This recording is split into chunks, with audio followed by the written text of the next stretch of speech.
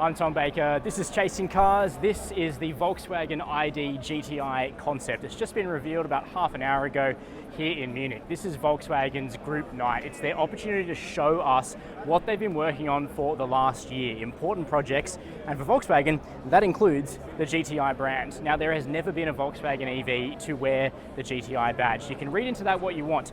There is the GTX, which are all-wheel drive, high-performance versions of the ID4 and ID5. There's an ID3 and maybe an ID Buzz GTX coming, but this is a GTI. That means front-wheel drive. Now, if you caught the ID2 All concept earlier in 2023, this car will probably look relatively familiar to you. It's got the same sort of proportions and many common design themes to it, but this is, of course, the GTI version. So what is this actually foreshadowing? The ID GTI concept is all about how Volkswagen is going to take the GTI branding into its era of full electrification. The Polo GTI, the Golf GTI, they are of course petrol only, they're non-hybrid. This vehicle is fully electric, and here running beneath the body, we've got some interesting things going on. This is running on the new Volkswagen Group MEB First or MEB Entry platform being developed by Cupra. And this car has a lot of similarities to the Cupra Raval, previously known as the Urban Rebel. So that means that we're expecting a range in this car of about 400 kilometers WLTP, whereas the ID2 would be more like 440. So by turning the performance up to 166 kilowatts of power, that's our hunch. Here on the front axle, you are losing 10% of the range or thereabouts, but of course you're getting performance. Now in the Cupra, that's a 6.9 second 0 to 100 car.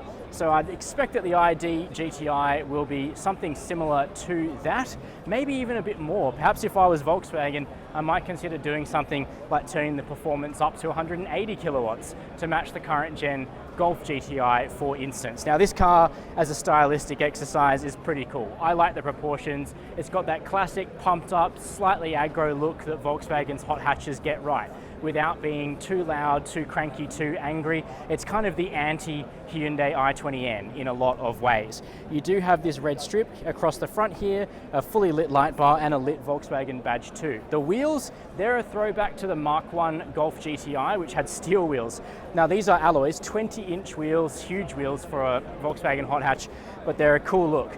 We've got very slimline mirrors, and then around the back we also have another light strip with some throwback retro tail lights. Now, no interior on this particular car, it's a model, but I will put some images on screen now of the design study for the interior of the ID GTI, which of course gives us an idea of what the cabin might look like. In terms of a release date, mid-decade. Volkswagen still have finishing touches to put on the production car, but we're pretty sure it's going to happen.